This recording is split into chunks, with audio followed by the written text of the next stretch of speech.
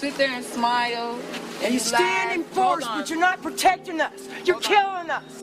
Imagine one time never being able to see your child get married, never being able to see your grandchildren, never being able to grow up and know that his life was valued by somebody.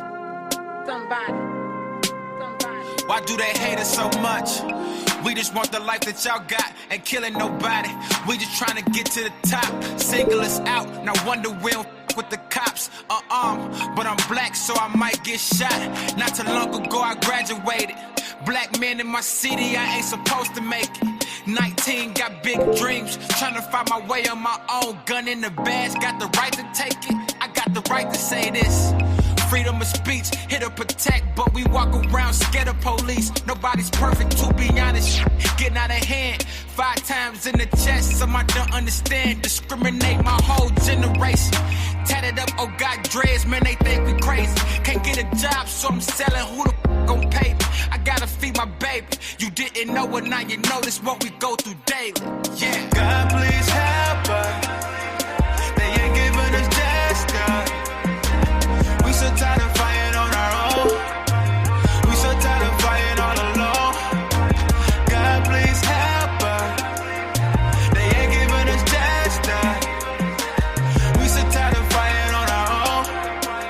We so tired of fighting all alone. Tell me how I got the same opportunity that you got with my daddy on dough. Mama put money in them slots, plus the rent pass due. Kitchen they got no food, don't dress nice, so they laugh when I walk through the school. Wanna play ball, but I ain't good enough to make the team.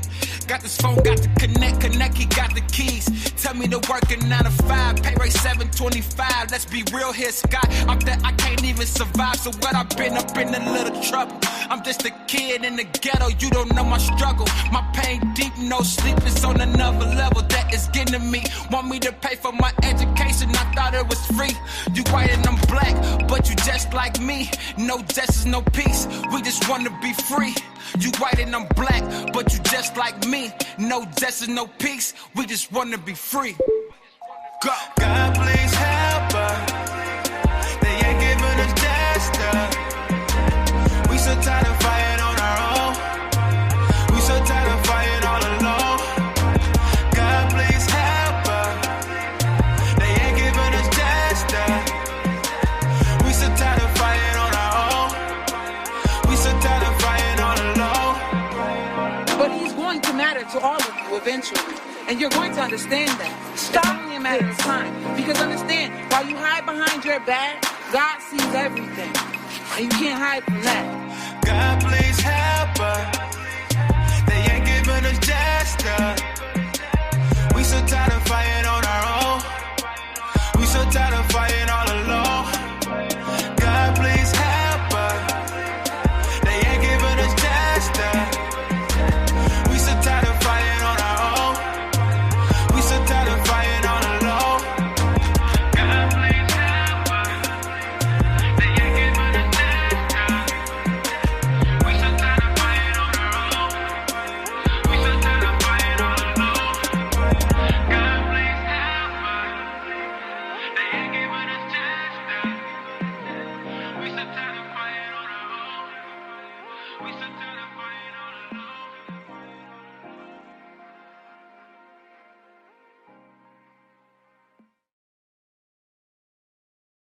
Dear God, I'm only one person. I can't do this all on my own. If you just give me a helping hand, then we can save this place called home. And God, if you give us some strength and some faith and help us come together, so we can save the world. Amen. Save. We gotta save. Amen.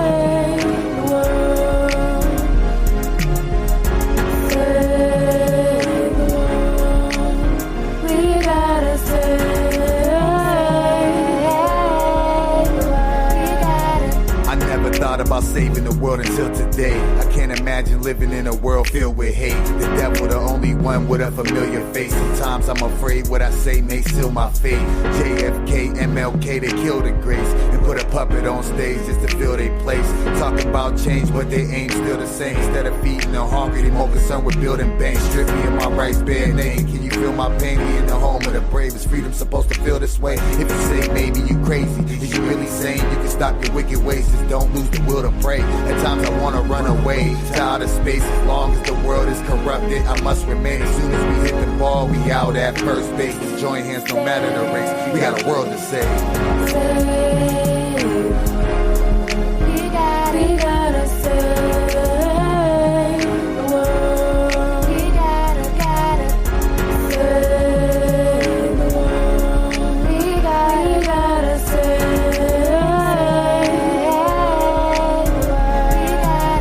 The reason they can't see is cause they don't believe. The whole world is coasting down a slope that's steep. How the hell we gon' climb out a hole that's deep? Spending billions of dollars on the war overseas. Even though it seems we ain't even close to peace. It's like everybody waiting on the Pope to speak. Underneath he's unleashing a ferocious beast. They cracking up laughing like the joke's on me. How can I save this world when it's only me? It's millions of people way beyond poor to feed. How they ever gonna achieve all their hopes and dreams when they scared to go to sleep? It's cold in these lonely streets. Oil spills polluting lakes, oceans and seas. Water from the sink ain't even safe to drink. To get the earth clean, we gon' need more than soap and bleach. We going green and beautify the world like it's supposed to be. We gotta save the world. We gotta save the world. We gotta save the world. It's only 5 ages, ain't no take 6. I'm looking at this cold world thinking I could save it. Satan looking like alive, but I'm feeling like David. Shot one rock, gotta hit him in his face quick. It's time to come together, no matter what your race is. Put smiles on your face, even if you gotta fake. If it change, I know you're tired of waiting, but be patient. As long as we all stand tall, we gon' make it. We can't let them destroy it, the world is too sacred. On 9/11, the world trades us with the planes. Say the power of one voice, but don't nobody say shh. I wonder if Obama got this song on his playlist. Back to the basics, beginning of creation. As ugly as this become, the world needs a facelift. I don't know how much longer I can take this. We waiting for God to do it. What if it's up to us to save it? We gotta save the world. We gotta save the world. We gotta save the world. We gotta save the world. We gotta save the world.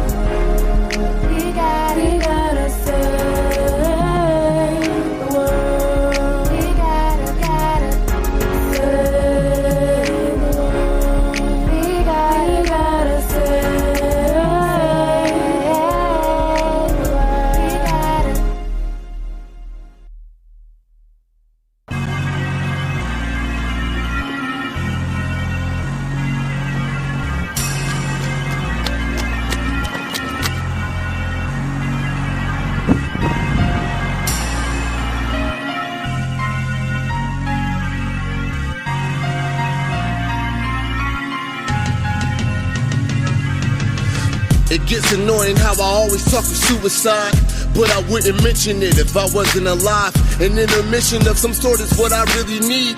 But the clock continues ticking, middle finger time. Nothing but pressure, I'm stressing, happy I'm never. Temper is always flaring, no water to cease it ever. Losing my mind all the time because life is a beheader. I'm just in need of a break with no way to pull the lever. Every day is a problem, every night is a curse. Cause it's only leading me into a day that is worse. Phone exploded, who is it? Forget it, I got my own shit that nobody worries about cause they're sucking their own dick, which is fine. But when is somebody gonna consider my pain from fake games? Jump in front of a freight train, playing with my heart and self-esteem. You ain't helping me, to hell with you, broad. Lying saying you felt for me, you sound like my homie. How love isn't so brotherly. When he's in need of a come up, he comes to me, forget chilling and shooting shit like homeboys do. I guess he can jump in front of a train too. Why do I attract the needy who could care less about my well-being unless I have something of interest? The world keeps spinning on God's finger. Life is a bitch, I do not claim her. Sometimes I need a break from life, running from trouble as I'm chasing lights.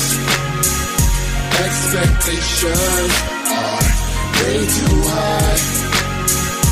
Blood, sweat, and tears, they never run dry. Constant complaints from monsters all in my face that want me to bend over backward for minimum wage. Bad enough that I don't get shit from rapping on stage, but always called upon cause my love for music is crazy.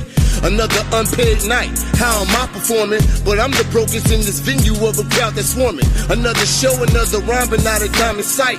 I don't get a deal with anything that's with the mic. Devils want everything in my pockets, even the lint. I've helped more people than I've been helped just to help again. First it was sacrifice, now it's just being foolish. Life is a game and the people around you would take your pool stick. It never stops.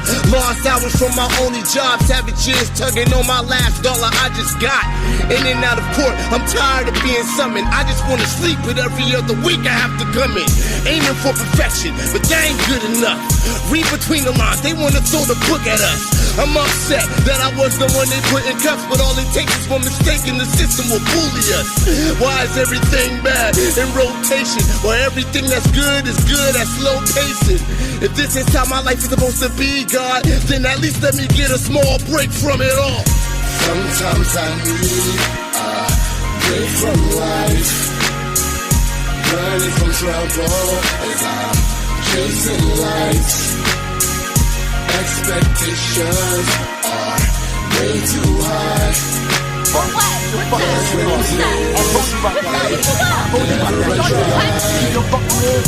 Sometimes I need a break from life, running from trouble as I'm chasing lights.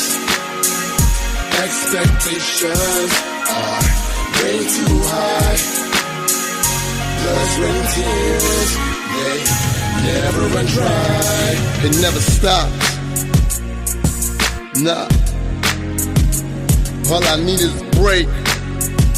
Just a small break from this thing we call life. From this thing we call life. Yeah. Pain just keep going and going. When will it cease? Help me out.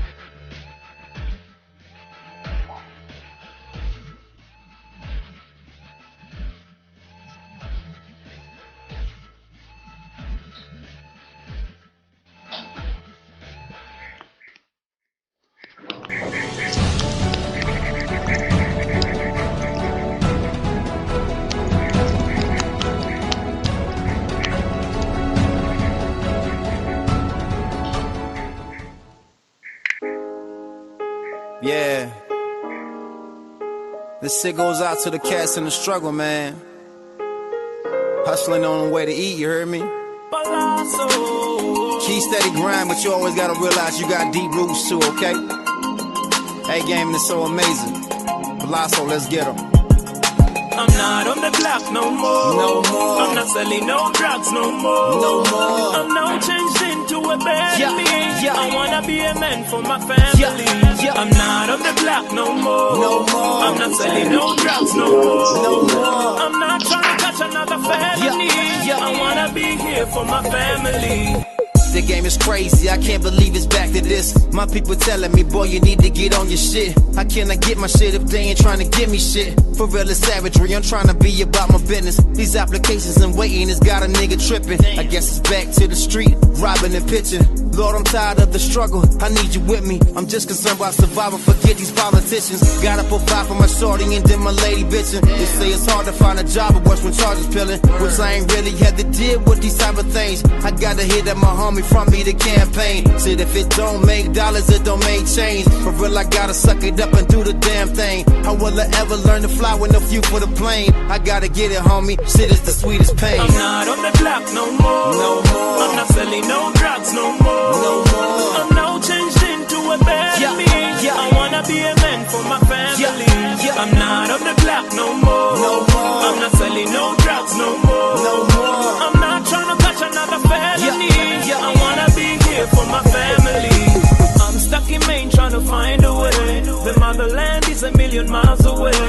Many of my homies got locked away for immigration and others got deported away. But in the end only the strong survive. When the darkness hits and evil comes to light. When the angel of death comes to sight. It's not a joke getting 25 to life. I'm begging you, Father, guide me. Never let me be a victim of these streets. Let my legacy live or never let me perish. Let me walk the road so my son can see. I've seen many people die young like me. I've seen mothers crying out, God, why me? I wanna be the daddy that my son can cherish. I wanna be strong like Samson, known in every nation. I'm not on the block no more. No more. I'm not selling no drugs no more. No more. I'm now changed into a better me.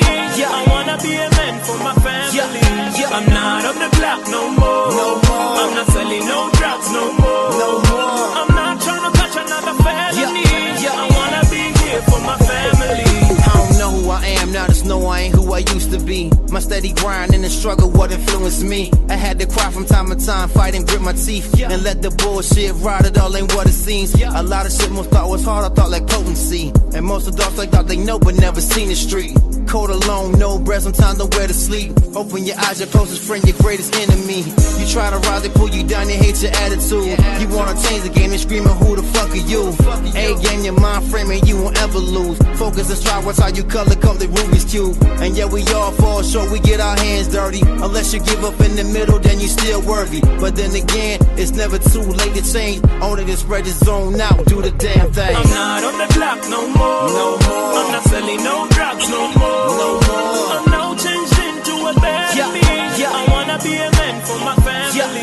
I'm not on the block no more. No more. I'm not selling no drugs no more. No more. I'm not trying to catch another felony. I wanna be here for my family. Hey everybody, welcome to Keepin in Hunnid with your hosts Deidre B and Sincere. I'd just like to give a little bit of credits for the music I played. Trey Money's Help Us, a Tony Robinson tribute. Save the World by Strategist. A Break from Life from C. Brown. Not Chris Brown, but C. Brown. Call the Cops by Rob Hustle and Palazzo. And Dirty Boy, No More. So, welcome back. Sorry about last week. Stuff going on. But anyway, how are you doing tonight? All right.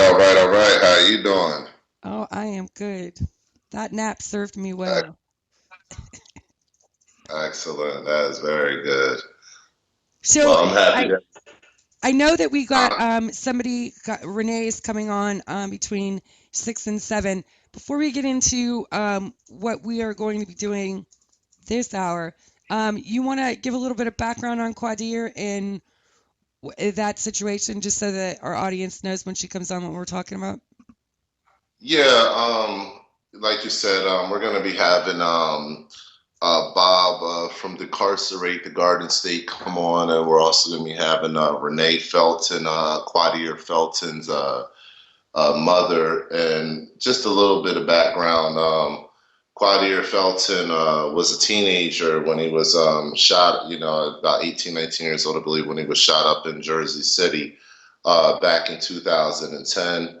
And he was, as the story goes, he was walking home from his girlfriend's house, I believe, from a baby shower over there or something, and he was approached by an unmarked vehicle and an officer not in uniform, and he wasn't able to see who this individual was. He was told a few things, without using a vulgar language, through like a cracked window, and then next thing you know, he was shot, in his head. So the way that the story is panned out is he got shot in the head. The bullet went, in one side, exited out of the other. He's now legally blind for life. We have another case of the officers coming to rescue other officers. They tried to say that Kwadir Felton had a string of conspiracy charges related to drugs, and also, weapons offenses, because mysteriously a gun got placed beside his body, after he got shot and he was blind. So this gun never had any DNA, fingerprints, anything on it. It was never deemed to ever have been in his possession. But yet we do have an officer admitting that he did bring the gun from the police department. Still, they managed to convict and sentence Kwadir to 16 years, in a prison. And it's just, this whole case just reeks injustice all over it. It's terrible. It's tragic. There's no other way to really explain how terrible this is. So we're going to have Renee on, of course, Kwadir's mother, and Bob on, who helped Renee, once Kwadir was actually sentenced to, go to jail. They were giving her a hard time going up there to see her son, so Bob set something up, through Decarcerate, the Garden State, and his other affiliations, where they were able to petition the jail to get the mother actually on the list to be able to see her son. To me, this reeks of one huge cover up, and I don't understand why this isn't in the national media, why no one's talking about it, but that's our job right here. This is what we're going to do. We're going to bring it to the forefront and get it out there so people can start to understand, what's going on. Bob has already done some tremendous lead work, and Renee have done tremendous lead work, and, drawing out, what the case is really all about and getting the information out. Now it's, our job is the smaller media channels and smaller media circles to really to pound home the emphasis of how important it is, and the Black Lives Matters movement is important when people die, but it's also important to think about when these brothers are still alive and they're just sitting in the jail now. In Kwadir's case, he's sitting in the jail blinded with no one to help him, without inadequate surrounding, that would be conducive to his, new circumstance in life, his new handicap in life. So it's out of control now. It's completely out of control. I can't wait to get Renee and Bob on so we can shed some light on it. Now, when I was just doing some research, his charges that he was found guilty of were conspiracy to distribute and conspiracy to possess controlled substances with the intent to distribute PCP, heroin, and marijuana, possession of a firearm during the course of committing a drug offense, and all unlawful possession of a firearm without a permit, possessing a firearm with the purpose to use it unlawfully against a person or property or other, and aggravated assault by pointing the firearm. Did he have drugs on him that night? Do you know? No, he never had any drugs on him. He's never been to jail before. Yeah, never had any drugs on him. Never been to jail before. Nothing like that, And for this to happen, it's just, It's terrible. You pretty much have a young man. His brother is even in the military, so it shows, what kind of background his family comes from. His mom isn't just out here producing children that she doesn't care about. She cares deeply about her children, and you can see, in the way that the oldest son, even interacts and says, I was reading a Facebook post where he was saying thank you to his mother for raising them in the right way. And I'm sure Kwadir feels the same way, but he's not being given the opportunity to show that because of a crooked police system. Look, no DNA on the gun, no fingerprints on the gun. He said it himself. I don't know if you watched this interview, a 15-minute interview about Kwadir's whole take of the situation and what happened. And it's truly heart-wrenching, and he's absolutely right. There's blood all over the place. There's blood all over the scene. This guy got shot with an in-and-out shot in his head. So there's blood everywhere. There's even blood on some of the trash in the street that he had no contact with. So there's blood everywhere, and for a gun right next to his body that doesn't have his fingerprints or any blood on it, that's a telltale sign of a setup. Let's just call it for what it is. Let's not be dumb people. And for the drug charge, he even says so himself. He said, "Look, I grew up in rough neighborhoods. These people, that live in these neighborhoods, some of these people are my friends, and maybe I haven't been in the right place at the right time. I'm no angel, haven't done always done the right thing. But at the same time, I'm not guilty of anything that they're trying to, paint me as." Right. So, what I want to do is I actually can play that clip of that interview. Oh, okay. That'll be amazing. I can go ahead and play it now. It is 15 minutes long, but I think it's important that it be a really good setup for when Renee and Bob come on, is then people can get a little more background instead of, our take on it, because we are biased, Oh yeah, we are. All right, let me go ahead and play this. This is Kwadir Felton. He goes on the record about his past, a lot of things that Sincere was just saying is present in his future.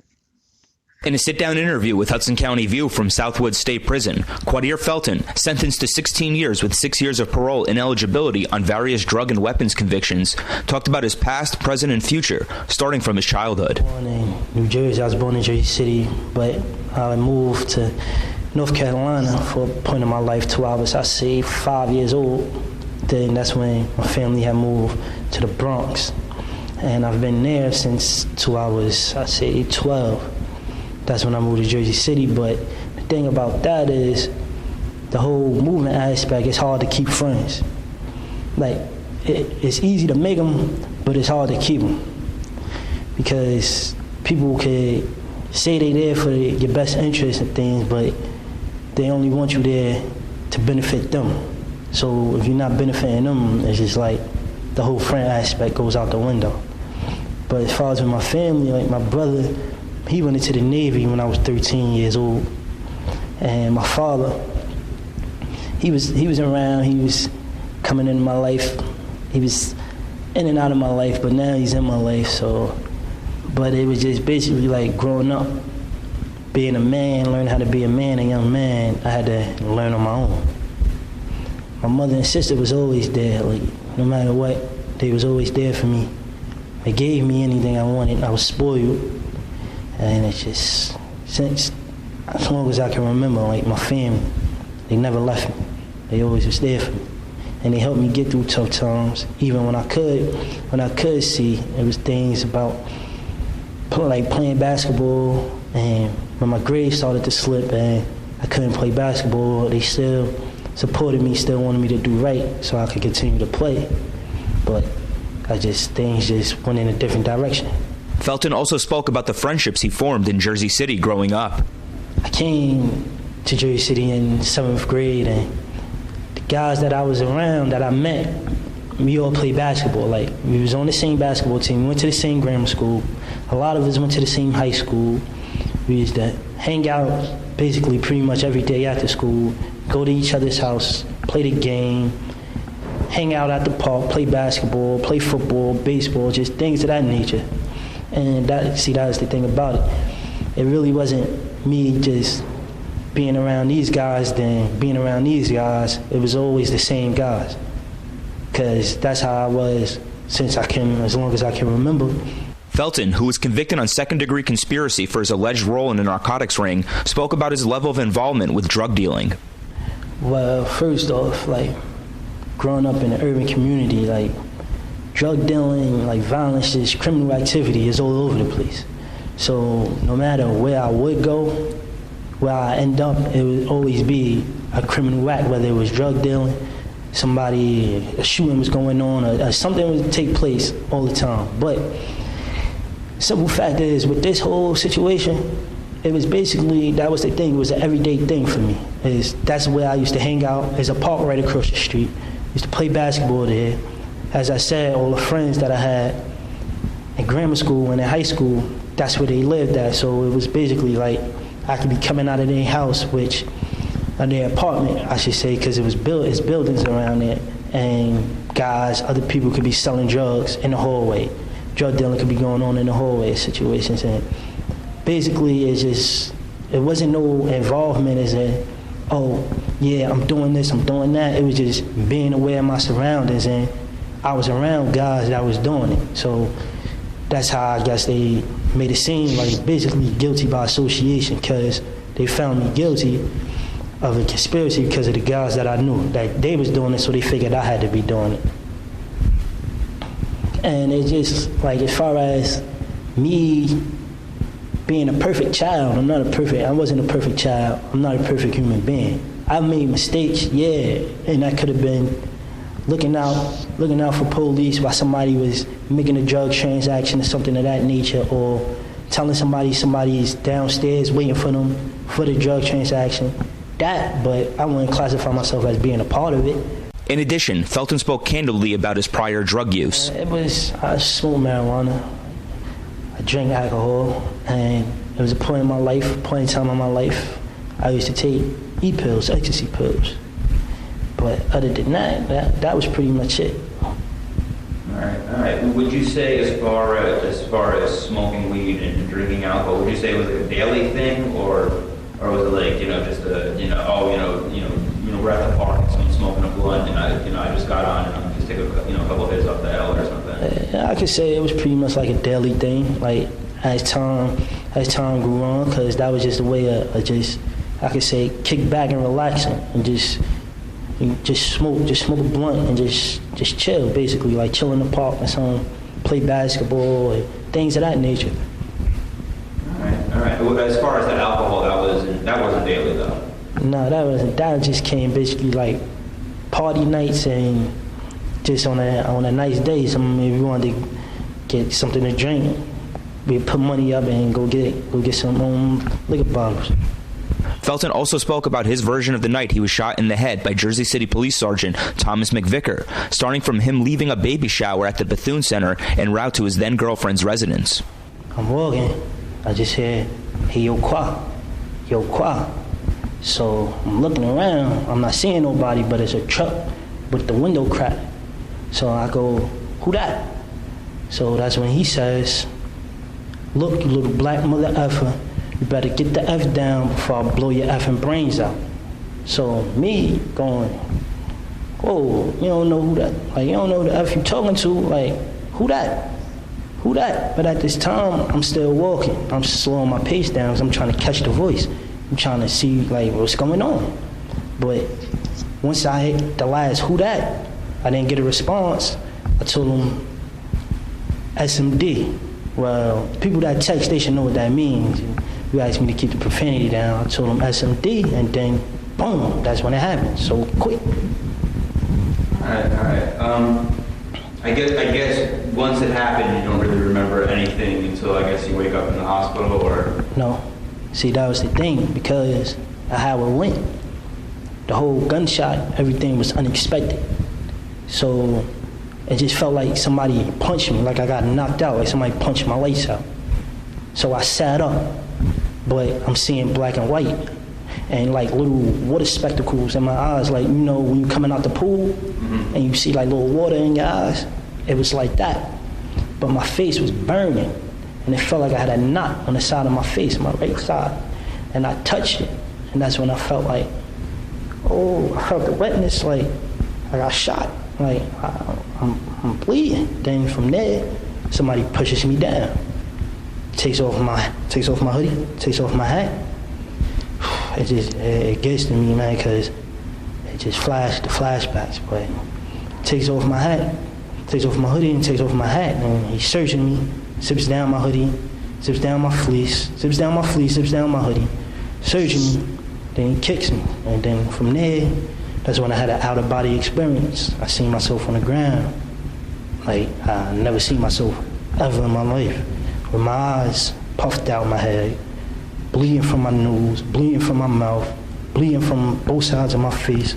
I'm just telling myself to get up, get up. I'm saying, get up. But I'm not moving. I'm hearing myself talking, but I'm not moving. My mouth is not moving. But I goes to touch my body. I'm going through my body. So now I'm confused, like, what's going on? Like, am I dead? And best thing I know from there, I wakes up in the hospital, handcuffed to the bed. So, what's going on? Like, I'm handcuffed. What I'm doing handcuffs? I just got shot in my head. Where's my mother? Where's my sister at? I just got shot in my head. I'm still seeing at this time too, black and white. And as I look around me, I'm just surrounded by police, a whole bunch of police. And a nurse comes in and says to me that I can't get hysterical because of the injury that I had to my brain. It could cause me to go into convulsions, and she's gonna give me some medicine to calm me down, to relax. That's when I hear, make it stronger. And then from there, I woke up, moving, not seeing nothing, but people telling me, hold my head, hold your head, Quad, you'll be all right, hold your head. So I'm like, where am I? What's going on? I can't see. Like, why I can't see? Where am I? That's when somebody yells out to me, you're in the county jail. I'm in the county jail. How I get in the county jail? Now I'm just confused. I'm lost. I don't know what's going on. I can't see. I'm in a wheelchair. What's going on? And then from there, once I talked to my mother and sister on the phone, and I asked them, do they know who shot me? Because I don't know who shot me. I'm like, you know who shot me? Then my sister says to me, you were shot by a cop. I'm like, a cop? A cop? What did a cop shoot me for? Then that's when she told me his name. She asked me, did I know him? Cop named Thomas McVicar. I said, nah, I don't know him. I know of him. Like, I ain't never had any runs in with him. He didn't lock me up before because I never been to jail before. So I'm like, what he shooting me for? That's when she said, you had a gun? I'm like, no, I don't carry guns. What I had a gun for? I was going to McVicar house, which is my girlfriend. I was going to McVicar house. My sister said, Quad, they trying to say you had a gun and you tried to, first story police came out with, I tried to steal a car and I tried to kill a cop and all this nonsense. So I was just, at that time I was just confused. Felton, who was also convicted on second-degree charges of unlawful possession of a gun and possession of a gun for an unlawful purpose, continued to deny that he had a gun that night. As far as me having a gun, that's just preposterous, man. It just doesn't make no sense. Even the gun says I didn't have it, because if I would have had it, it would have been fingerprints or some type of DNA on this gun. After all, I went through 2 blood transfusions and I had to be resuscitated. There was blood on everything. There's blood on everything at the crime scene. Blood on the ground, blood on my hat, blood on my phone, blood on the keys, my keys I had. There's even blood on the water bottle in Dunkin' Donuts cup that was laying in the street. But it's, supposedly it's not a speck, not a drop of blood on this alleged gun I'm supposed to have. I followed up by asking Felton what he plans to do with his life once he leaves prison, and if he harbors ill will for McVicar. That's the thing. As much as I used to get mad and hate that this happened to me, I started to like it, to love it, because I just learned to realize, like, what don't kill you make you stronger. And God put the toughest battles on the strongest warriors. And basically with me, like, I just, be honest, I'm kind of glad. It sounds crazy, but he shot me through my temples. I can't see, but I'm not gonna be like this forever. But what happened to me, it just, I look at it like now, I can make something of myself and do positive and be around positive. As far as one of my goals, some of my goals is I want to get my certification in Braille so I can work for the Commission for the Blind to help teach Braille to the visually impaired. I want to open up community centers or get involved with community centers for the youth for a big brother and a little sister program. As far as nowadays, it's nothing, no type of recreation. It's nothing positive for the youth to get into. When asked, Felton said President Obama or Governor Christie could talk to Jersey City Mayor Stephen Fulop as a reference if they were to consider granting him a pardon or commute his sentence. Like, I can inspire a lot of people to do good, to change their life. Like, and as far as like, you can even ask the mayor of Hudson County of Jersey City, Steve Fulop, that was there at my graduation when I graduated, and he actually came out and shook my hand and gave me a hug. When they called my name, the whole auditorium, like, that, it just got so loud. Like, it just, people were just so happy to see, like, after everything I've been through, after everything what was going on with me at that time, I still decided to get back in school, to still make something of my life and get my high school diploma and walk across the stage. Felton also spoke about whether educational services were being provided for him in the prison. Well, actually, no. They just, right now, I'm waiting to get started with the Commission for the Blind here so I can start college courses and continue finishing Braille, learning Braille. But until then, right now, I'm just on a waiting process with that. But other than that, it's just like, basically, no. Due to my condition, it's like, there's nothing really here to accommodate me. Finally, Felton spoke about what he missed most since being incarcerated. First off, it's my family. Just being around my family and having some home-cooked food, my mother's home-cooked food, and a macaroni and cheese, a baked chicken, and things of that nature, and just basically like, just the whole freedom aspect, just being free to come and go.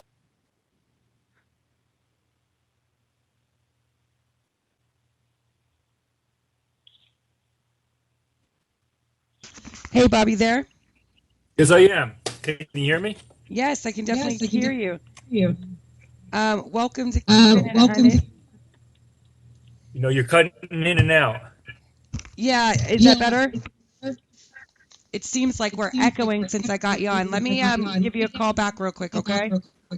Okay. All right. Okay.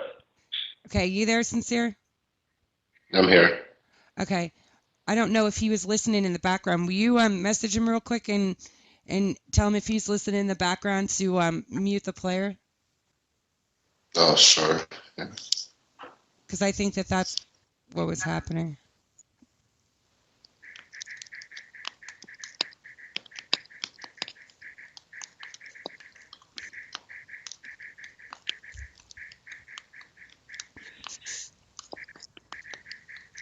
I'll tell you, Bob's on it. As soon as he got my information, or I sent him a request, he called me right away.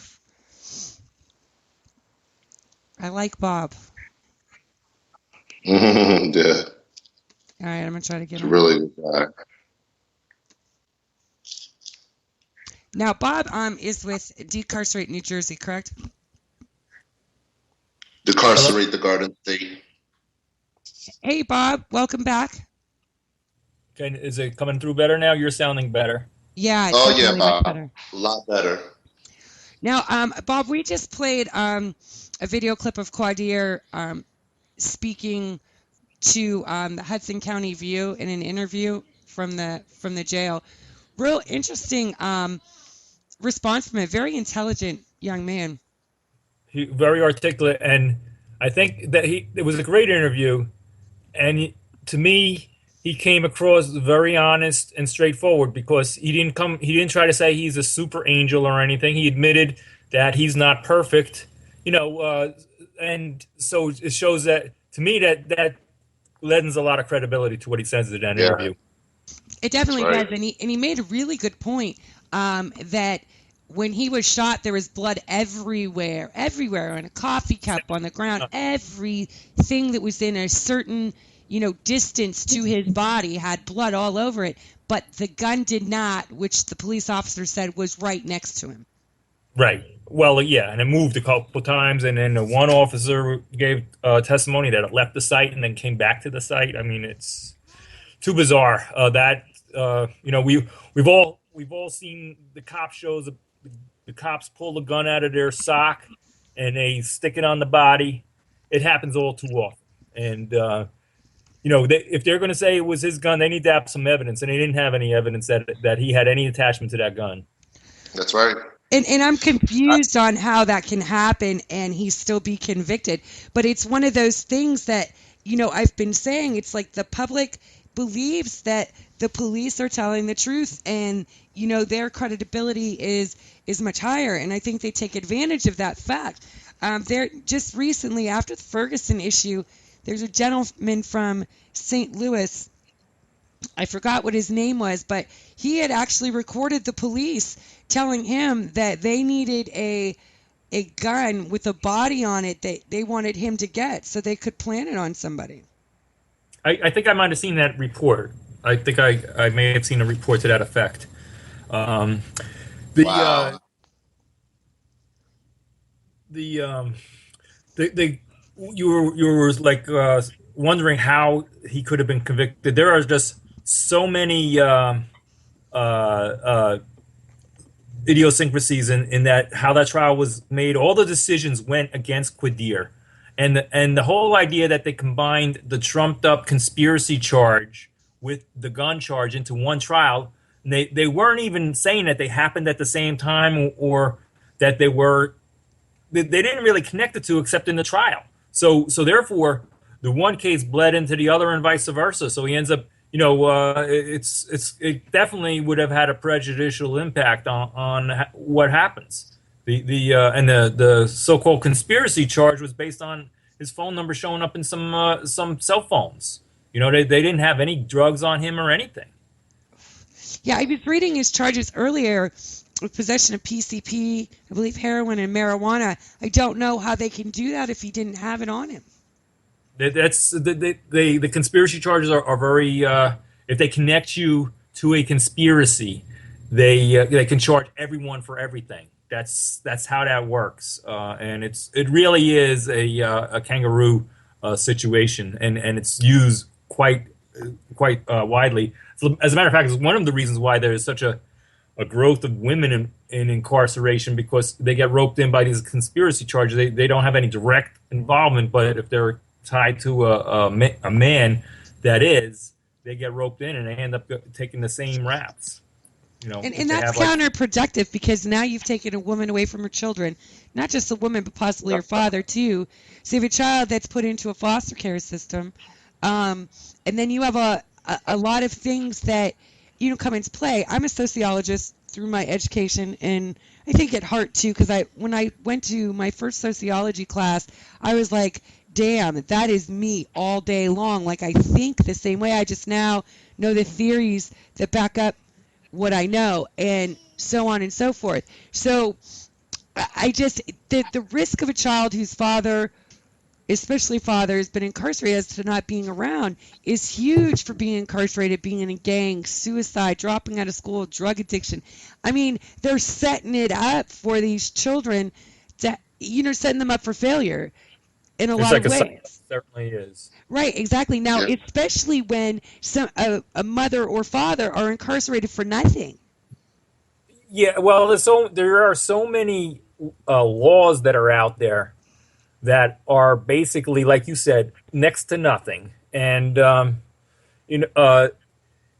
don't enforce them all the time, always, but they have them there, so therefore they can shake down anyone and accuse them of breaking some nothing kind of law, and towns use that. Cities mainly are using that to raise revenue as a means of taxing the super impoverished, because those are the ones who are getting picked up. And then that starts a whole spiral for that person. They get charged with a fine they can't pay. Then they go to jail. They could go to jail for not paying it, or they might make a decision to try to get money to pay it and get caught doing that, and then they go to jail for that. So it's like it starts the whole, again, it's there's so many ways that they have these cycles. And it's like a cycle. Right. Yeah, there's so many industries that are built around this. There are so many professional associations that are vested in this kind of thing. You know, I'm talking corrections associations, police associations, prosecutor associations. They all got lobbyists, and they all got ties to politicians, and they endorse campaigns, and they make contributions to campaigns. And it's, you know, a lot of people like to point to private prisons, but it's not just the private. The public facilities are just as bad, just as horrible, and they're both private and public facilities are using enslaved labor to number one, to serve industry, but also to keep their own operations going. So it's a there are so many tentacles that keeps this going. And everyone says they're you know, all the politicians say, oh, we got too many people in prison, but they keep passing the laws and they're not undoing They're building the new law. prisons. But they're building new prisons. And then the other thing that's a problem too, Bob, is the fact that these laws that you're talking about, the average citizen doesn't even know they exist. Well, so yeah, it's not a willingness to break the law or disregard of the law. It's just that they had no idea that what they were doing was breaking the law. Like you said, the nothing laws that could get you time, and someone would have no idea that what they were doing would be constituted as a law.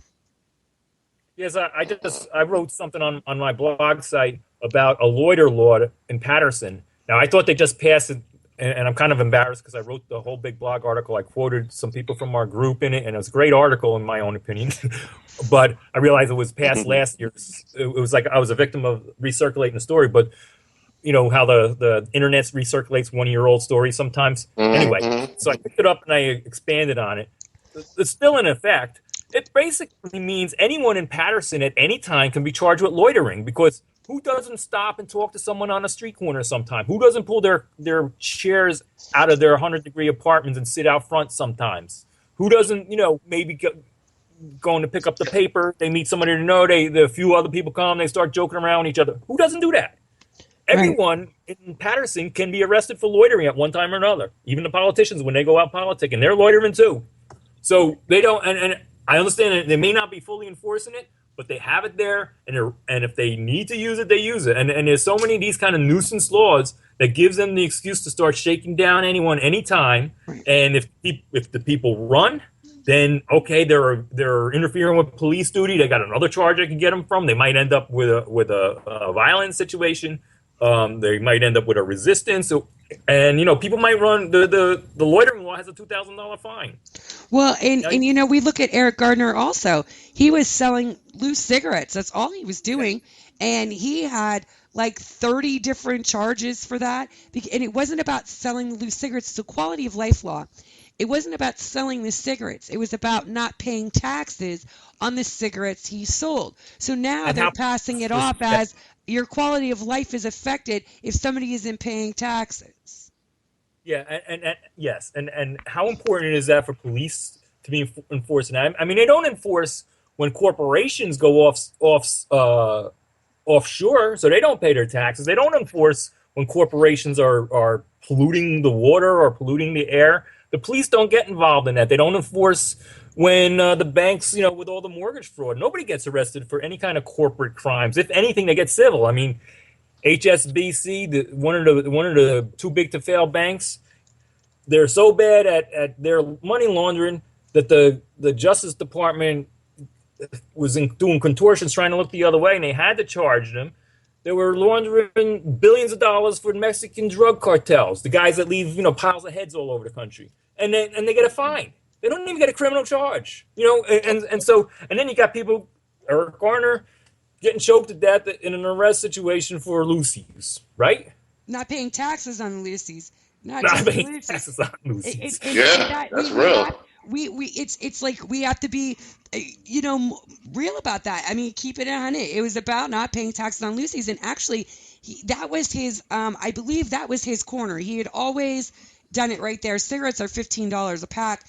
In New York. So for him, that was a nice little business. He'd probably buy them in PA or somewhere close that was cheaper, bring them into, you know, Long Island and sell them each one, because it'd be easier for someone to come up with $1 for a cigarette or 2 loosies than to come up with 15 for a whole pack. So Exactly, yeah. that was a pretty good business venture, and all of us actually get into that. And I'll tell you, how many people come up to me because I smoke Newports and ask to buy a cigarette all the time, and it's illegal. Like, I could go to jail for it. And so I tell people no, because I'm not. I just give them the cigarette because I'm not paying taxes on these, and because I won't pay taxes on the money they gave me, I could die from a chokehold. And they think I'm funny, but it's still that's a reality. Well, it's just like the guys that'll sell you a water when you're roasting on the street, and they'll come up to your car with a bottle of water, and you're dying of thirst, and you give them $1 for a bottle of water. Same thing. They're not going to pay taxes on it, and they're helping you. You need the water. Yeah, especially and they're hustling for $1. They're trying to, they're not doing anything damaging. They're helping. They're helping health of the and they're doing it so they can make a few dollars, but they're trying to work. They're trying to make ends meet whatever way they can. And they could be arrested for the same thing. Yeah, exactly. And I think that that day with Eric Gardner, he had just broken up a fight. So when the cops were called, I think it's another dispatch issue. I think the police were called because of the fight, not because of him. But when they got there and they saw him, they assumed he was selling cigarettes that day. And then, the whole incident happened. But I know we're talking to Kwadir. In a couple minutes, I am going to get Renee on. But we have to start knowing these laws. And boy, I could make a ton of money selling my cigarettes. Cigarettes are my priority, and people like that and want to give me money all the time for them. And no, I don't want to get her. You know what I'm saying? Like, they'll have some undercover cigarette selling officer around that try to get me. No way. You never know. It's just like you hear about these young Latino men got arrested for men spreading on the subway in New York. And say that again, Bob. Arrested for what? Men spreading. When they take too much room on the subway seat, it's rude. Okay, but do we really need to be arresting people for that? Wow. Yeah, when you spread your legs. There's nobody on the train anyway. The cops just use it to go after them, or like the droopy draw laws. I don't like seeing people's underwears and their butts hanging out, but you know what? Should they be arrested? Hell no. Yeah. That's and, right. And look, they'll make money on a fashion statement. Like, they'll fine you for it, and then they're making money off a fashion statement because that's how you like to wear your clothes. I don't like the pants on the ground thing either. I always tell people, listen, when a girl goes up and talks to her girlfriends about this guy, she didn't say, man, I met this guy, his eyes and his hair, and damn, his swag is sexy. We don't do that. And women don't go up and go, hey, baby, look at that swag. They don't do it. And so I don't appreciate it either. But if they want to walk around and have their butt freezing, especially -4-degree temperatures, so be it. Yeah, it's like they make all these laws, because and it basically they make enough laws so that everyone's guaranteed to be breaking one or another, or you can be construed as such, because who's going to say that when the cop says that you were man-spreading on the subway, if you weren't, how are you going to prove you weren't? Well, how does he prove you were? And that's really where we need to get. He needs to take a picture of it when he goes to do that. But even still, even if they take a picture and the guy just happened to be like stretching or something, Hey guys. Yeah. Hey guys, I don't mean to interject. Well, I kind of do, but I love the conversation we're having. I'm listening. I'm trying to set some things up behind the scenes too. But let's go ahead and get Renee plugged in too. We're doing it right now. Right on it. Yeah, we're coming up on that 6 o'clock break. I want to go ahead and make sure we do that. Great.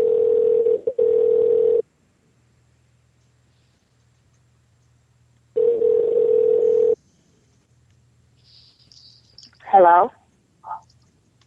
Hi, Renee. Hey, Renee. How are you? Hi. Hi, Renee. This is Bob. Hi, I'm okay. Hi, Bob. Hello. We got a little echo, I think, coming in. Hey, Renee, turn down your speakers a little bit in the background if you have it. Yeah, sometimes when people are listening live and we get on, it kind of echoes. Okay. Okay. You hear it now, or is it gone? Oh, I think you're perfect. It's perfect. Okay. How are you doing this evening, Renee? Excuse me? How are you doing this evening? Thank you for coming on and being our guest. Thank you for having me. It's just so, it's just so nice for y'all to have me come on to speak about my son, Kwadir. And I'm a little nervous because this is basically the second time that I have spoke. But I'm a little nervous, but well, I'll be okay. Man. You take your time. We don't want to rush you. First of all, we want to give our sympathies for the situation that's at hand. We definitely understand that a huge injustice has been done to your son and therefore your whole family. I have seen the wonderful, tremendous job that your other son is doing in the military, and I know that's representative of the values that he's gotten from home, and I've seen that, he stated that out of his own wording. So I know that you guys are a great, strong family, and again, we just want to pass on our sympathies and just, this show is just to let you know that we're here. We have your back. We're not going to back down, and we're going to be in it with you to the end as far as justice is concerned. Okay. Thank you so much. Renee, my name is Deidre, and I'm one of the hosts here. And I wanted to say that we played the clip of Kwadir's interview in the jail, and wow, he is so articulate, so smart, like a really good kid. How does this happen? Does somebody no trouble with the law, graduates from high school, may know people that engage, but we all know people that engage in activities that they shouldn't, and just a really good kid. Like, how does this happen? And his spirits are so high. I mean, I don't know that I would be able to be as pleasant. I mean, you can tell he's not bitter. I mean, maybe it's because he believes in the end, God's got his back and will be okay. But wow, what an amazing young man. I want to applaud you for the job you did with him, though, because he could be bitter. Even the tone of his voice seems like he's such a sweet guy. How does this happen to somebody like him? Yeah. If it's okay if I start from basically the beginning of how what happened on January 10th, 2010. Yes, ma'am. Okay, on January 10th, 2010, Kwadir was shot in the head by Jersey City police, by Jersey City Sergeant Thomas McVicar. When I got the call, my daughter got the call. She called me, and me and her went to the hospital. When we got to the hospital, it was homicide. So evidently, Kwadir passed away, but they resuscitated him and brought him back. So when we went to the hospital, we was talking to homicide, and basically they couldn't even answer none of the questions that I was asking them. They couldn't even tell me who shot him till about, I asked him this about 100 times. Then he finally says, oh, he was shot by a Jersey police officer. And I'm like, for what? What happened? I thought somebody in the street shot him. And, after that, they spoke with me, and then I asked, can I see him? And, well, the first time when I got to the hospital, the first thing they asked me was how old he was, his age. They didn't ask nothing else but his age. When they found out he was 18, then he was placed under arrest, and we couldn't see him. And he wanted to see us so bad. We spoke with the surgeon, and she came out and spoke with us, and she said, he's very alert. He's asking to see y'all, and they would not let us see him at all, especially me, his mom. I could not see him. So after all of that, happened, 3 days later, his nurse called me from ICU. She said, Miss Felton, I'm calling you because I got in this morning and they took Kwadir out of the hospital, out of the ICU. I said, what? I said, for what? She said they took him to another hospital, East Orange General Hospital, to the forensic unit. She said, I don't even know why they took him. He was in ICU. He was not ready to be moved. But they took him. So they took him. We went to the hospital to look for him, to see was he there. A lady, she pulled me to the side. She said, I know who you are. I heard everything on the news. She said, yes, your son is here. But when you go over there and speak with that woman, she's going to tell you your son is not here. And I went over there and asked her. She said, no, he's not here.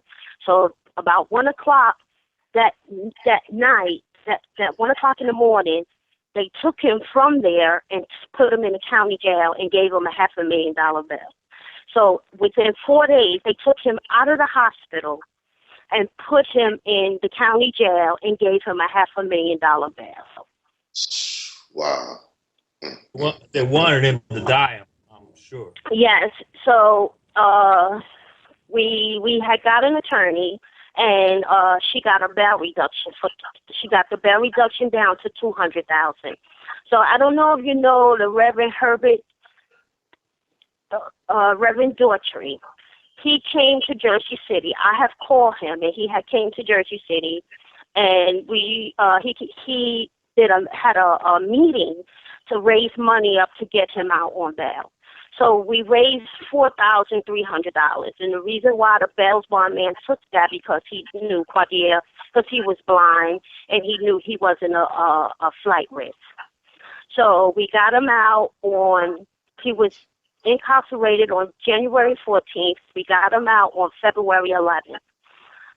After we got him out February 11th, February 18th, they came knocking on my door, 5:30 in the morning, and said they had a warrant for Kwadir's arrest.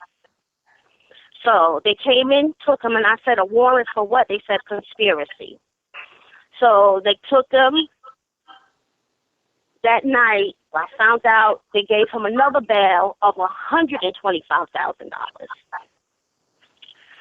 So we got him out on March 4th. And when we got him out on March 4th, because if we didn't get him out, he would have died. He would have died. Because you shoot somebody. Renee, I'm sorry to interject. When you say that, do you mean, are you speaking to the level of care that they were actually giving him inside of the facility? Yes, because they had him on the wrong medication. First of all, they didn't have him in the hospital long enough to diagnose his seizures. They had him on the wrong medication. They had him on everything. Everything, was wrong. And and we got him out, and then, oh boy, and then after that, we've been harassed by the cops. Kwadir's been called names, sitting out on the porch. He's been harassed by the cops, and it's just been, these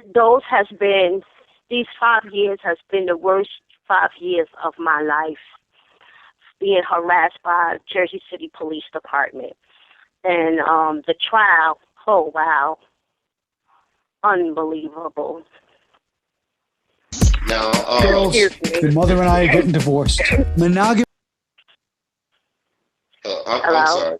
If I'm thinking about this properly, this happened in 2010. Now, if my facts are correct, the trial didn't start until 2013. Is that correct? Yes, because what happened is there was never no gun. So that's why they had to put the conspiracy charge on him so they can indict him on the conspiracy, because he was never indicted on the shooting. The shooting was never indicted. So that's why they had to bring in the conspiracy to indict him. You understand what I'm trying to say? I understand. So, I just, and then here lately, since he was convicted, it's just so many different things that, that I'm finding out that happened. Like the officer, he never even filed. He would just say like this: he violated the Attorney General guidelines, and he testified it on the stand that he never followed excuse me, the Attorney General guideline. Well, here's the other thing. You involved. There's something I'd like to say though, is that when I was doing research on Quadir's case, he was charged or indicted, charged, and convicted of aggravated assault, which was pointing a weapon, allegedly pointing a weapon at the police officer. So they did add that on there, and that's what he was convicted of. But he never even had the gun. We were listening to the video of his interview, as I previously told you, and the one thing that he said that made so much sense, that I don't understand why a jury wouldn't see how much sense it made, is there was blood everywhere after he was shot, on the officer, on a coffee cup that was laying on the ground, everywhere. But a gun that was allegedly right next to him didn't have not one drop of blood on it.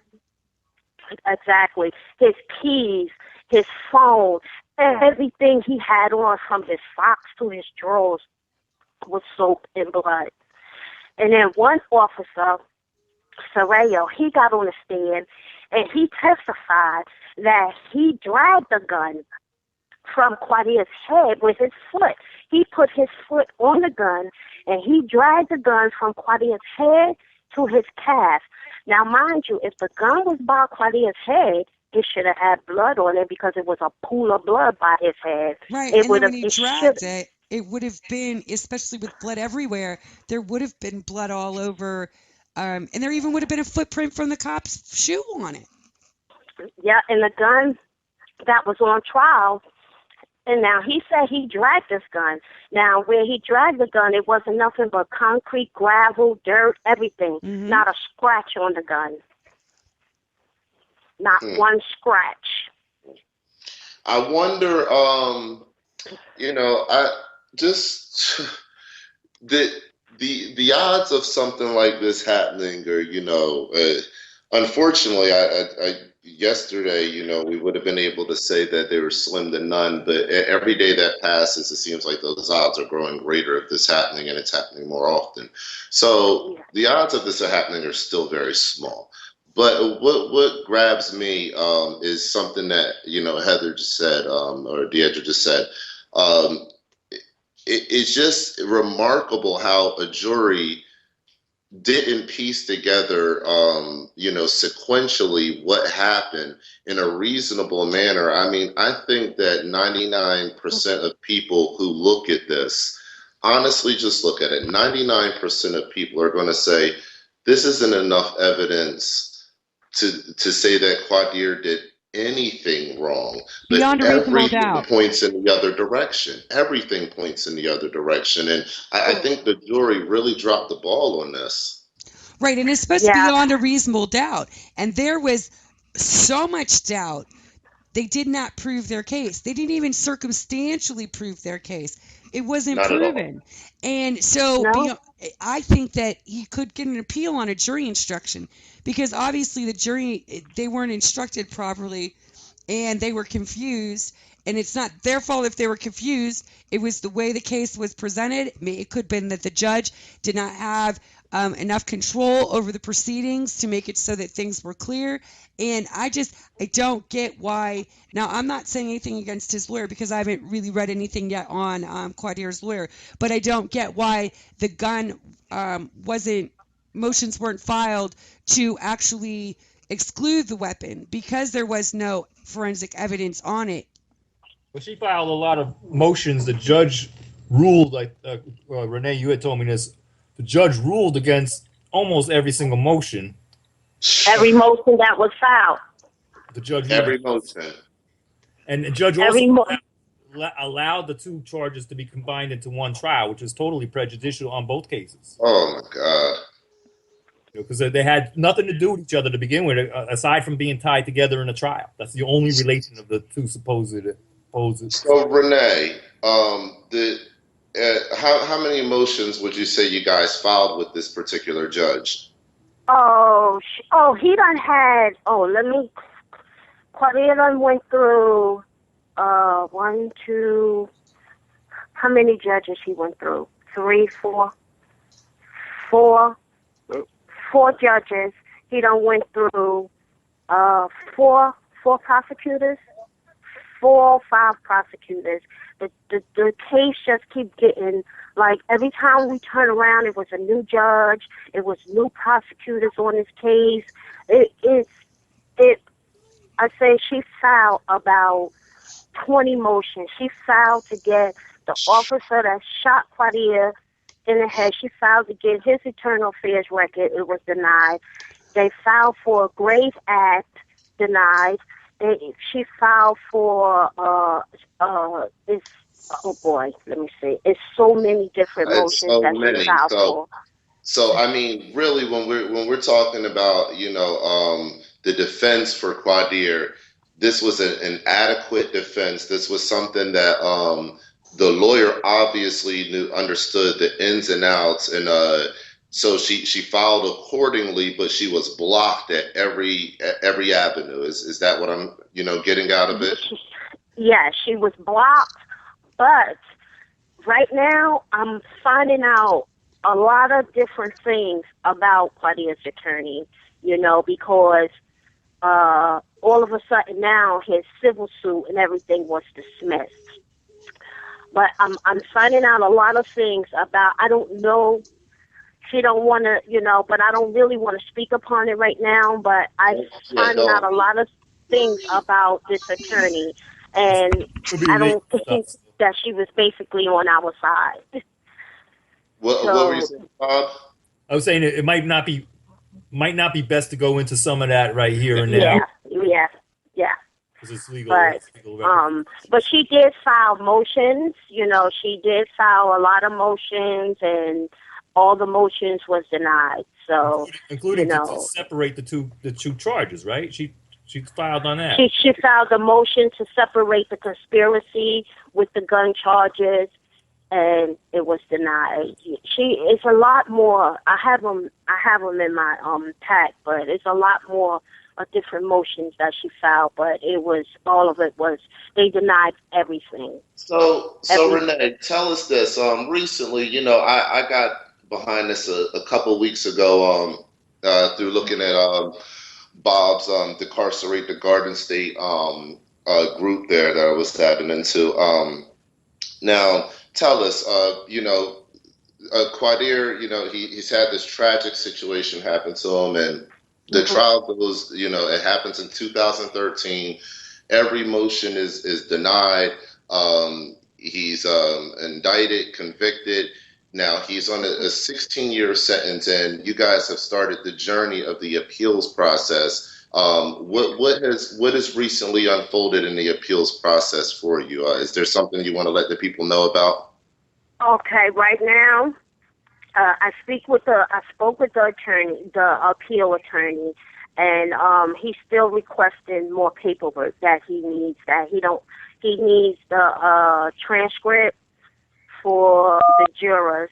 He needs that's the only paperwork that he's waiting on now. And he said that he has done most of Kwadir's brief for his appeal. So basically, I'm waiting on the attorney, and then he has the paralegal in the jail that's helping him so he can write his brief, because he has to write a brief also.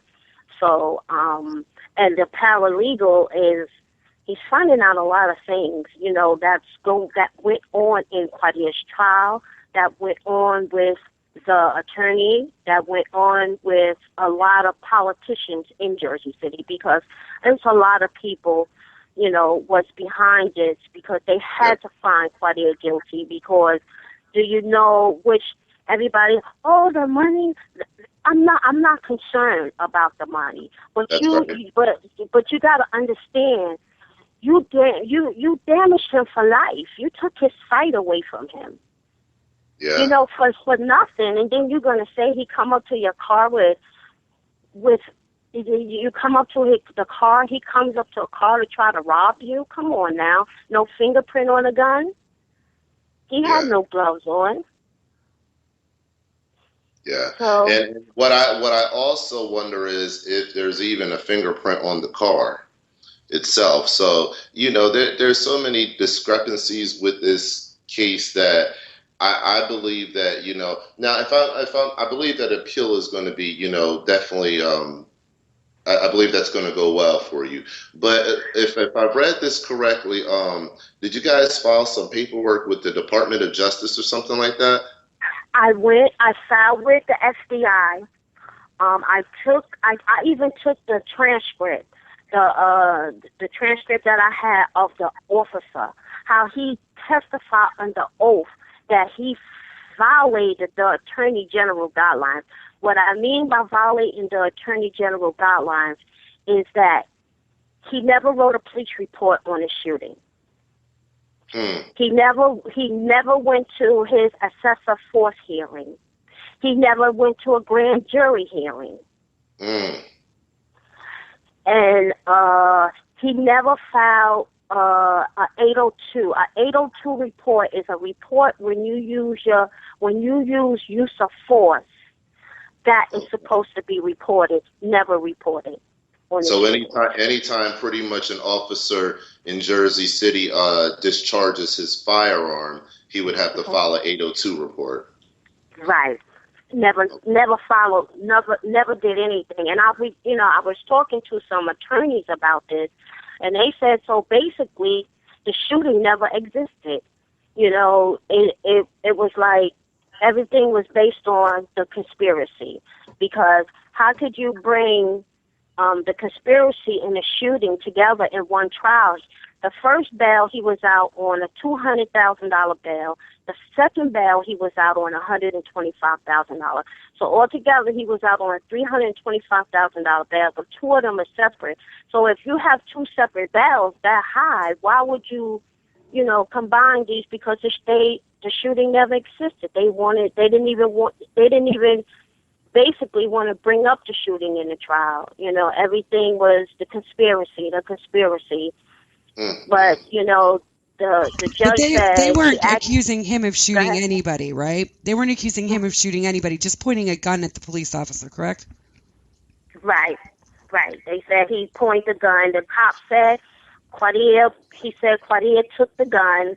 He came up to the car. He said he turned around, and he seen Kwadir standing in front of the car. Now, mind you, Kwadir said, I couldn't even see in the car. Mine was so dark. The windows were so tinted. The windows on the truck were so tinted. He said it was so dark, I couldn't see. And I said, well, what made you? And I asked, what made you go up to the car? He said he called my name. I said, huh? He said, yeah, he called my name. The cop called his name, and he said, I didn't know who I was talking to, Ma. I thought it was like somebody, like I knew that was playing games with me, just playing with me. And he said, I was trying to see who was in the car, who I was talking to. And he said, as soon as I was getting ready to walk up, I was walking up to the driver's side of the car where the windows was clear. And he said, as soon as I got there, he said, boom. That's what I heard. And he said, he saw himself drop to the ground. He just shot him in the head. Now, the police officer was off duty, right?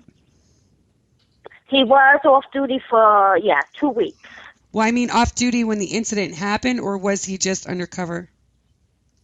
That's like that's a foggy area, but they don't have any time she's proven that he was on duty at the time. Right. He wasn't even, Brooke, the attorney, she said that she had no time sheet, no type of information that he was on duty that night. And another thing. So he was just a regular citizen then? That's not what he... Basically, that night he was, because after he shot Kwadir, he sends the state police. He says, he calls them on a cell phone and tells them there were shots fired in another location. So they went, the state police and the guys that he was supposed to be out on surveillance with, they went to an Ocean. Because Tom called in and said that there were shots fired in that location. They went there. They spent 25 to 30 minutes there before he reported that he shot Kwadir in the head. So he got that time to clean up. And is he the So, one that you took the know- gun away from the scene, took it to the evidence locker, and then realized, this is evidence, and took it back to the scene? Was Excuse me? the police officer that was responsible for shooting Kwadir, was he also the officer that took the gun from the scene, took it to the evidence locker, realized it was evidence, and then took it back? It's alleged. The We gun know was that's never. BS. What happened was, Officer Sergeant Sorrell. This was one of the officers that got on the stand and testified. He was And an what he officer that originally was not on the scene, Deidre. Soraya was an officer that came to the scene. Right. He came to the scene, and he wrote a statement too, like 2 days after the shooting. Then when he got on the stand and testified, he said that two unidentified officers took the gun from the scene, bagged the gun, took the gun to the precinct, didn't label it as evidence, and then they brought it back 2 hours later for it to be photographed at the scene. But Kwadir was gone.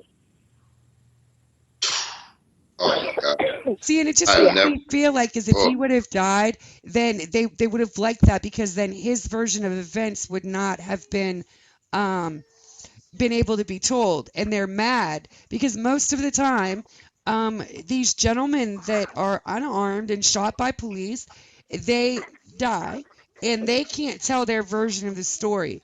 And Kwadir lived, so he's able to say, hey, this is what happened. He's able to say, that wasn't my gun. And now they have to fight against that that counter dialogue to what they're trying to shove down people's throat. And that's hard for them because they're not used to being able to do that. Look at the Walter Scott case, where if it wouldn't have been on video, because you can see the officer's report, you could see what he said about going for a taser, or even in the Philip White case where they said, oh, he's grabbing for my gun, but you can see in the video when the cop said he's grabbing for my gun, Philip White was unconscious on the ground with a dog mauling him. And it wasn't happening the way he said it. So when these gentlemen die, they're not able to tell their version of events. They can't tell their story. And Kwadir can, and that bothers them because they don't really have control of the dialogue. I mean, they do now that he's been convicted to a degree. Now, when appeals and all that come about, then that'll be a different story. But I praise God he survived. It was a footage there. Oh. There was a footage. Never got it. We done heard like 4 different stories about the footage.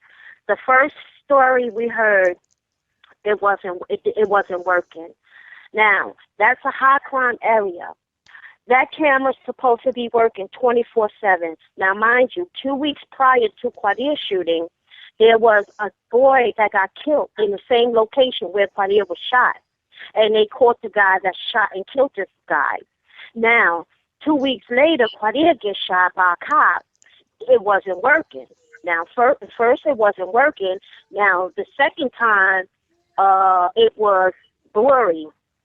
You can't see it. The third time, it picked up after the shooting. Wow.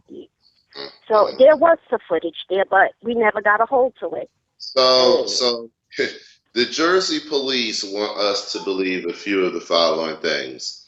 That Kwadir, who has never been in trouble before, just randomly one night decides to walk up to a tinted vehicle and rob them with a gun that never has his DNA or fingerprints on it. Right. They want us to also believe that in the area that he was at, which is it may be a crime area, so there's some cameras there. They just caught a person in that same location 2 weeks ago, and they caught the bad guy. And we're able to create a couple of heroes in the police department. But 2 weeks later, when one of those same heroes in the police department is a part of the shooting and is the bad guy, they want us to believe that that video is not available. Right, and we never got a hold to it. The last story was it didn't pick up. It picked up at the trial. Matter of fact, it picked up I picked up like right after the shooting, after he shot Kwadir, and the cop was holding his head, and that's where it picked up at. But we never seen it. You Never know, seen it. I have to say something. I have a friend. I hope he's listening right now, and if not, when we put this on YouTube, we're going to get him to listen to this. I have a friend. His name is Edward Fortune. Bob knows him too. I look at the case. His case also happened in New Jersey. You know, he got caught with a pound of marijuana, and they tried to get him with intent to distribute. He went to trial, and he fought it himself. And, you know, he wanted jury nullification, but instead the jury actually ruled in his favor. And it was pretty much like a black eye, you know, to the court system. Now, in that case right there, he would have probably only got, you know, maximum 10 years or something. Now, these charges that we're hearing about for Kwadir are so vague and so not only vague. I mean, it's something that completely just defies all odds. Where no one would have been harmed, no one was injured. There's no victim here. In the case, this is a victimless case essentially, except for Kwadir. But yet he was sentenced to 16 years. Where we have somebody, you know, Ed Fortune, a good man, has a pound of marijuana and is able to avoid, you know, getting charged for distribution of that marijuana and defends himself. What does that say about our court system in New Jersey? I want people that are listening to really think about that, that comparison I just drew for you. I mean, this is a young man that's never been in trouble, but yet he's off of conspiracy just because his phone number popped up in somebody else's phone. A conspiracy charge, he now has to sit behind bars for 16 years or has to appeal to get out in, you know, less than 16 years. Yeah, but you know, I all my life I have believed in this, you know, the justice system. You know, I always thought that, you know, they do the right thing, they do, you know, what they're supposed to do. And I think a lot of people, you know, in like situations like I am that believes in this, you know, justice system, until you have to deal with them. When you have to deal with them, like how I had to deal with them, it changed so much, you know, in my life about the justice system. And I'm saying, well, you know what, this is what people was going through all of this time when I never had to deal with the justice system before. So, you know, and it just changed, you know, Ms. Felton, you make a very, very valid point, and I thank you for making that point, because I think, you know, anybody that's listening to this, they have to understand that you were once in Ms. Felton's shoes too. You're, you know, before you listen to this interview, you're able to look at the world like, hey, you know, the justice system isn't too bad. Nothing's ever happened to me, and, you know, everybody's good, everyone's fine. But until something hits home for you and, you know, it affects your son or your daughter, you won't understand until the aftermath. And I think that's where people commit the most error. We have to get behind this situation now because, you know, it's important to let people like Kwadir know that his life is important. Not only is his life important, our lives are important. If we don't defend our rights as a people, as a whole, and, you know, because this could happen tomorrow to you, to your son, to your daughter. If you don't defend your rights as a people, then they will slowly be taken away. And things like this, I mean, this is like an abomination of the law system. I mean, it is just completely corrupt. It is the nastiest thing I've ever heard from a group of law enforcement officials and government people. So we can't allow this to happen. This is not something we can allow to happen, and we have to get behind it. And we have to demand that justice be served. I mean, it's ridiculous. Yeah, it's you know, I you know, when I was going to trial and every day I went into that courthouse, it just gave me a feeling in my body like this is the devil's den. You know, it just feels, and come to find out that all up there work together. They all work together, judges, prosecutors, all of them work together, because it's one more thing about the judge. Now, when we went on Kwadir's trial, like a week after the trial was finished and the verdict was about to come, she left and went on vacation, and they brought in another judge. Wait, hold on. Who left and went on vacation? The judge that sat through, Judge Menendez, she sat through. She was the judge for the trial. Okay. She sat through everything. She sat through all the testimonies and everything. Then, when it was time for the verdict to come, they bring in a new judge, D. Pascal, and he was one of the third judges on Kwadir's case. He didn't even, all of a sudden, he left the case. But he came and sat in for Menendez while she go on vacation, and that's why it took them how many days to find him guilty? 2 days, right? 2 days to find him guilty. Oh, wow. Oh, wow. Now, let me ask you this: how many? I don't know if you know this statistic, but how many officers came to? I think his name was McIvers. What was his name? The officer. McVicar. McVicar's. How many people came to testify for that officer? Oh, everybody, and come to find out, they wasn't even brought by the state. The attorney had to subpoena them to the court. She had to subpoena the officer that shot Kwa.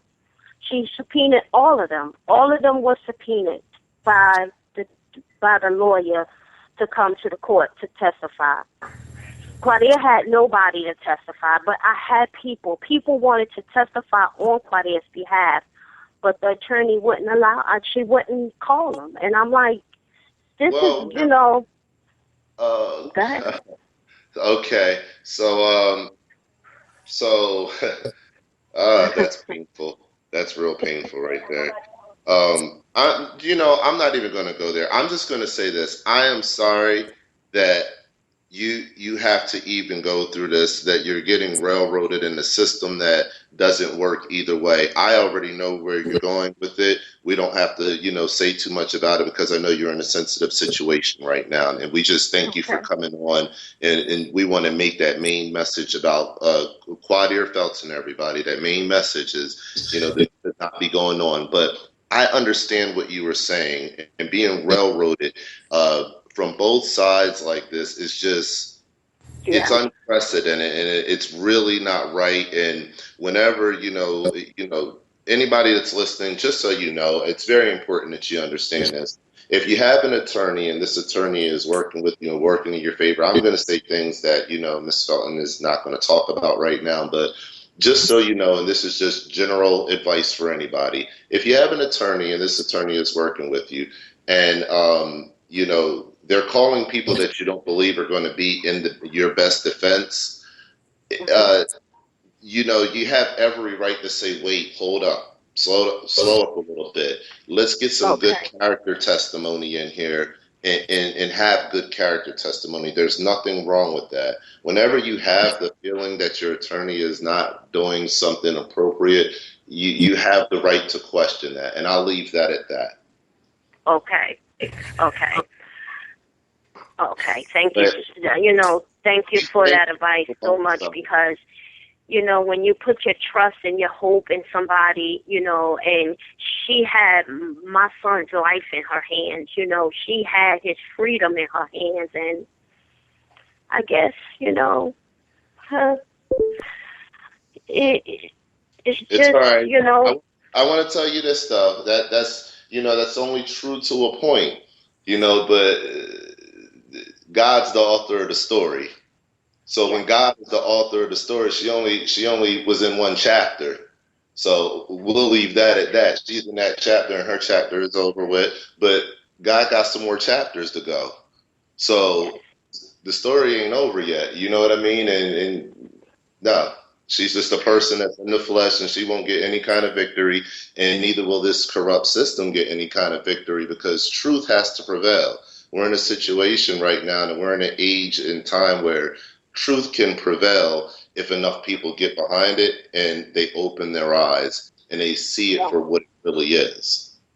Yeah, and I don't know if you heard Quadir's his other interview about how none of the politics, none of them came to, reach out to us after this happened to Kwadir. I heard from none of them. The mayor, the councilwoman, none of them, not one of them came to, to even talk to us, to anything, nothing, nobody. So, I don't know, but... Can you still hear me? Yeah, I can hear you. Yeah, we can hear you. This is Bob. I think what it is that what Renee is talking about is they all circled up the wagons. Renee mentioned the potential civil. It's not only this potential civil suit that would have been probably very large, but there's a whole system of corruption. Now, when she mentioned that reports weren't filed by McVicar, it's not like he forgot to file them. If he filed those reports, that would have been evidence for the record that would have been able to be brought into the trial. Right. So they made a decision that for their legal position, it was better not to file it and to take that on the chin later than to file it so that Kwadir would have had more evidence to bring into that trial. And that decision had to have been approved by the upper brass of that department and probably by the mayor and all the political forces that are talking about it. And it's true. I mean, Black Agenda Report had an excellent report on Kwadir's case where Margaret Kimberly, she pointed out that all the black elected officials in New Jersey that have been mum on this issue. Here they're prosecuting the victim of a police shooting, and nobody comes forward and advocates. It's not just up to the black politicians, but it's up to all the politicians. Nobody comes forward and says, "This is my constituent. I'm going to stand with him." And it's also our fault too, because we have to figure out how to organize ourselves in an effective way, in a more effective way than we've been able to do, in order to have greater impact. Because the real jury is the jury of the streets. Now, everyone's got so many issues going on and so many things going on in their lives, and even those who are involved in so many things, and there's so many other cases aside from Kwadir in New Jersey of victims of police and of so many other types of things going on. So it's hard to expect everyone to, and there's no, it's not like we could, like corporations, they hire people to do everything. So they got everything all planned out and organized, and they got like one section doing this, one section doing that. We don't have that because we don't have people that we hire to fight for these things, but we need to figure it out. And we need to figure out how to make a plan. When this appeal goes forward, we need to bring New Jersey together, and not just New Jersey. We need to bring the whole world together, the whole nation and world together behind this appeal. We hope that we could have a meeting in Jersey City, and we hope that you guys could follow up and help us rally the world and the nation and world around it as well. We need to have a big meeting. Hopefully, we can get the attorneys to explain the nature of the appeal, etc. And then we need to get the jury of the streets in action and in motion, and we need to bring about justice, and we need to hold the politicians accountable and call them out by name. But at the same time, we know we can't count on them, and we have to count on ourselves. And that's, we need to be ready when this appeal is ready. Renee, you let us know. Yes. We'll try to find a nice location in Jersey City, and we'll put the word out, try to get everyone involved. We'll call Pop in on it and bring in the million people march organizing efforts and all the other mothers. Yes. That are connected to these kind of situations. Sherrod, you've been advocating for the case in Vineland. For Philip White, yeah. And recently, I'm not going to say, too much about the situation right now because, like I said, I want to keep this focused. But I thank you for bringing that up. But recently, I've been in contact with Philip White's mother, and she's currently going through the grieving. Well, I'm not even certain that I could say really getting to the grieving process yet because they're still they're railroading the situation so terribly wrong. I mean, it's terrible. But so she's going through a really tough time right now. But I'd like to get her voice in here eventually to talk and also to meet with you too, Renee, because I believe the mother's voices together is going to be it's going to be something that's strong and united, and people need to see like after the young men and women of the community are affected by these circumstances from police officers.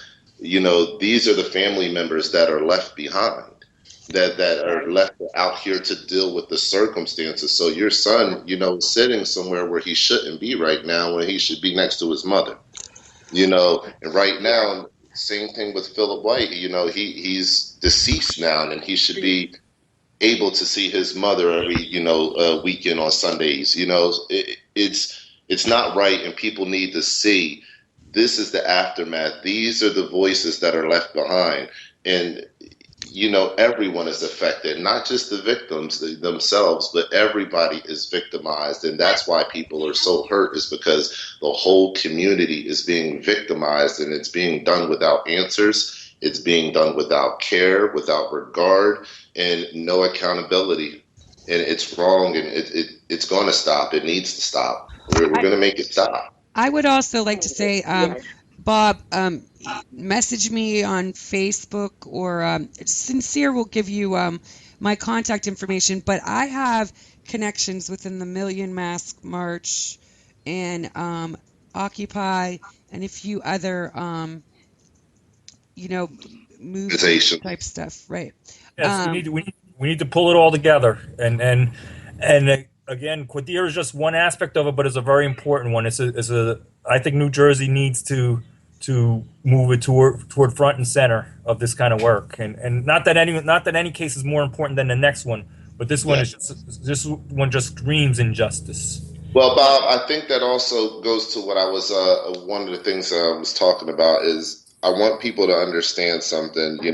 We talk about the Black Lives Matter approach, and I see every case that comes across Black Lives Matters.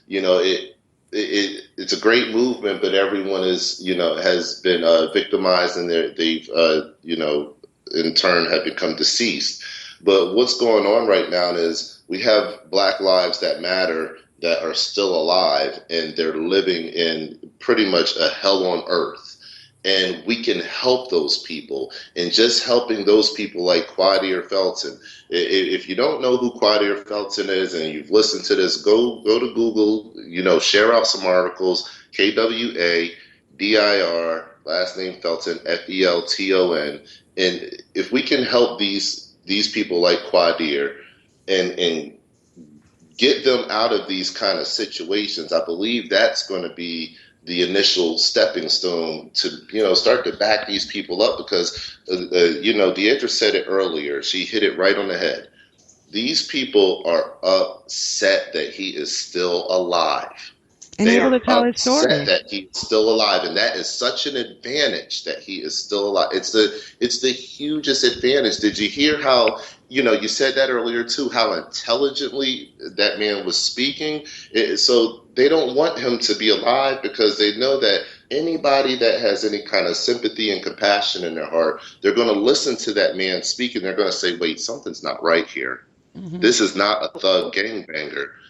Why did they paint this picture of him like he's, racketeering, and he just has so many things going on, and he's obviously not that man. So people are going to understand that it's important to get behind, these situations where the victims are still alive, and we can help them and really, create some change. Absolutely. Absolutely, yes, absolutely. And, I sometimes I get so speechless, because I never thought that the justice system is the way it is. I had no idea. But what they did to Kwadir, it taught. I learned a lot of what they do, how they all work together, and they basically railroad Kwadir so badly, and it hurts, as being a mom, and I can't even imagine how these moms, that have lost their sons, lost their daughters, lost a loved one to what's going on out here. I couldn't even. I don't know how I will feel if I would have lost Kwadir, And I told Kwadir, he's blessed. He's just a blessed person, and it wasn't his time to go, That's right. because he's still here through everything that he has been through. I mean, they took him out the ICU. They tried to kill him, and he just hold on. I talk to him every day, and he just. We talk, and I keep him strong. I keep him motivated, and I let him know it's going to be all right. You just keep praying. I write, I don't write him letters, but I send him scriptures. His bunkie reads them to him. And, I keep him motivated and let him know that it's going to be all right. You just hang in there. You just keep praying, and you just keep talking to God, and it's going to be all right, son. And, Can we give some contact information out? Yeah. Oh yeah, absolutely. And also the one really nice article was by Rania Khalek in Truthout, RaniaKhalek, and she really laid out the case really nicely in Truthout. I think truthout.com. But Renee's email address. Correct me if I get this wrong. LadyD4407 @yahoo.com. Is that right, Renee? Yes. Okay. Again, LadyD4407 @yahoo.com. Contact Renee and let her know what you can do to help. Also, those who use Facebook, if you search Decarcerate the Garden State, you can contact and keep in touch with this movement through that. We also have a blog site that has a lot of information, a lot of links on the Kwadir case, other issues that we're addressing. We do plan to work with other organizations. We're not doing this by ourselves, and we're not claiming that this is our issue. I'm a Johnny-come-lately to this because this was going on for several years before I even got involved. But we're trying to help out, and when this appeal is ready to move, we want to try to organize the jury of the streets to become the deciding factor in this, so that next time they can't have first off, we got to convince the few judges to overturn, and then in the next trial, we got to make sure that the jury hears from the jury of the streets and that we prevail this time. Yeah, you're absolutely right. I also want to say, Bob, we're going to put all of that information you just said. Deidre knows we're about to actually put out our fan page for Keepin in Hunnid. So all of that information will be on our fan page. Also, those links that you're talking about to the good articles, Bob, are they included in the one in the link of the article that you did? Yeah, the one I wrote about Renee, Rise with Dawn. If you look up Rise with Dawn at our Decarcerate the Garden State blog site, that has links to some of the other nice articles. I could add some more links to that as well. So, yes. Okay, excellent. Excellent. And one more point I just want to make. You're absolutely right. We need to get into these situations a lot faster because, as Deidre was touching on earlier too, they're not narrating. When they don't have the ability to narrate the script, they lose their power. So, the earlier that people get behind these situations and see the truths for what they are, the more that we can keep them from getting so far in these situations. Now we have to backpedal and dig out of the situation a little bit. If we all start coming together in the beginning, we can create the narrative of how this outcome will happen and, be more effective so people aren't impacted, so harshly, such as this situation. Well, absolutely. And that's what I found even with the Philip White case. They tried very hard to try to get a narrative in place. And because of the videotape and because of, the actions of Lol Saints, an anonymous group, anonymous collective, they affiliate, who had sent out a video and said we want the name of the officers, and did diligent research to find out the names of the officers because they refused to release them. They released the names of the officers and so on and so forth. So they were formulating the dialogue. But then what happened is then you've got the cops going into hiding because now. And then the community too, also in the local area, Violent also stayed behind this very strong at the beginning. They're still behind it now, but they were very strong behind it in the beginning. But the police department is silent now. There's been no autopsy report.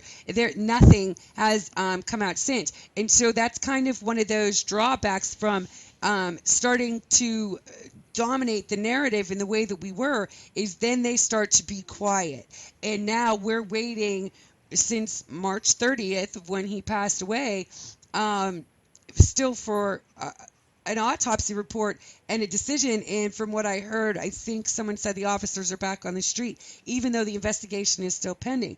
So there are drawbacks with coming in and starting to take control of a dialogue. Definitely drawbacks, and this is. I don't know if that's really a drawback though, because you also have to think about the fact of there's still no answer. So that doesn't necessarily say drawback. Maybe that's a drawback because, as far as what we want, and we want it now. But as far as a going out of the decision public being eye made, is my decision, point. It's out of it's out of the public eye, which is my point. They wait so long that everybody forgets about it. So now he has a lot of support, don't get me wrong, but new things are happening. New things are drowning the media. New things are going on that he's no longer that's something at that the we have to forefront. kind of start getting behind as a group. And I think, like Bob was saying, we have to figure out a way to bring in more people and kind of bring it all together, and not just a New Jersey thing, a nationwide thing, a world thing, and where people could really get behind these situations and create a tremendous impact at one time. If we were better organized and we were better unified, they wouldn't dare do this kind of thing. They would be crazy to try these kinds of things. They would have to back up.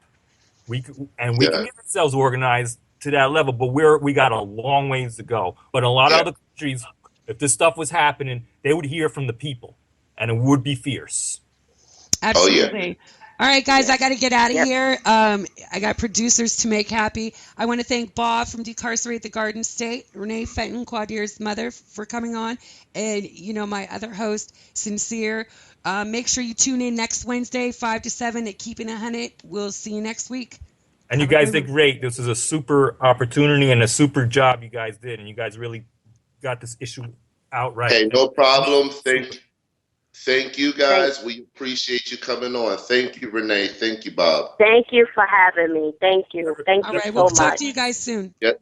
Yes, ma'am. God bless. All right, thank you. Okay. Thank you.